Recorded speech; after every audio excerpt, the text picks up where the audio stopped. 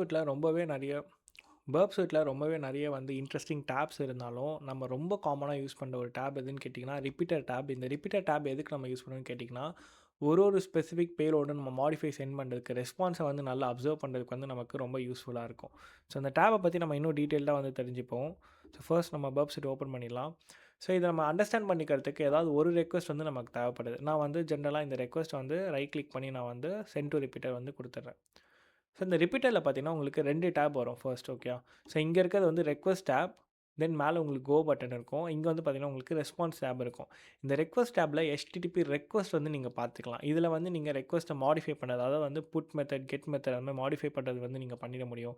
Content type வந்து நீங்க change பண்ணலாம். இல்ல வந்து நீங்க எதனா பேலோட் ஆட் பண்ணீங்க, இல்ல பாராமீட்டர்ஸ் ஆட் பண்ணீங்க. பேசிக்கா இந்த HTTP பாக்கெட்ல நீங்க ஏதாவது சேஞ்சஸ் பண்ணி அனுப்பணும்னா, உங்களால இங்க வந்து பண்ண முடியும்.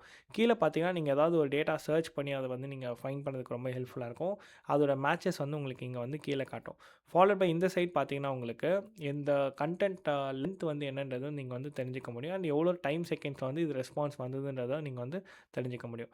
இந்த சைட் பார்த்தீங்கன்னா, உங்களுக்கு ரெஸ்பான்ஸோட மொத்த இன்ஃபர்மேஷனும் இருக்கும். இது வந்து ரெஸ்பான்ஸ் ஸ்டேட்டஸ் கோட், அதோட ரெஸ்பான்ஸ் HTTP ஹெட்டர்ஸு, அப்புறம் ரெஸ்பான்ஸ் பாடி உங்களுக்கு வந்து இங்க காட்டிரும். அத ஸ்ப்ளிட் பண்ணி பார்க்குற மாரி, நீங்க வெறும் ஹெட்டர்ஸ் மட்டும் பார்க்கணும்னா இந்த டேப் யூஸ் பண்ணிக்கலாம். எக்ஸ்ல பார்க்கணும்னா உங்களுக்கு இருக்கும். HTML மட்டும் பார்க்கறது. அத ஒரு ப்ராப்பர் ரெண்டரான அதாவது ப்ரௌசர்ல பார்க்குறப்ப எப்படி இருக்குமோ, அந்த மாரி பார்க்கணும்னா நீங்க இத வந்து யூஸ் பண்ணிக்கலாம். மேல வந்து உங்களுக்கு டார்கெட் டேப் பக்கத்துல வந்து பார்த்தீங்கன்னா, நீங்க எடிட் பண்ணி இத வந்து HTTPயா இல்ல HTTPSஆ இல்ல வேற எதனா கஸ்டம் போர்ட் நீங்க மாத்தணும்னா கூட, இங்க நீங்க வந்து செட் பண்ணி பார்த்துக்க முடியும். ஸோ இதான் ரிப்பீட்டட் டேப். இது ரொம்ப ஃப்ரீக்வென்ட்டா நம்ம வந்து யூஸ் பண்ணுவோம். முக்கியமா பக் பவுண்டில. ஸோ உங்களுக்கு இந்த மாரி பர்ப் சூட் பத்தி நெறைய தெரிஞ்சுக்கணும்னா, அதுக்கு ரிலேட்டடா ஒரு பிடிஎஃப் ஒண்ணு நான் மேக் பண்ணியிருக்கேன். ஸோ ஸ்க்ரீன்ல தெரிய டெக்ஸ்ட்ட வந்து ஃபாலோ பண்ணி கமெண்ட் பண்ணுங்க. இன்கேஸ் நீங்க வந்து பக் பவுண்டி ஜாயின் பண்ணணும்னு நினைக்கிறீங்கனாக்கா, அதுக்குமே நம்மகிட்ட தமிழ்ல கோர்ஸ் அவைலபிளா இருக்கு.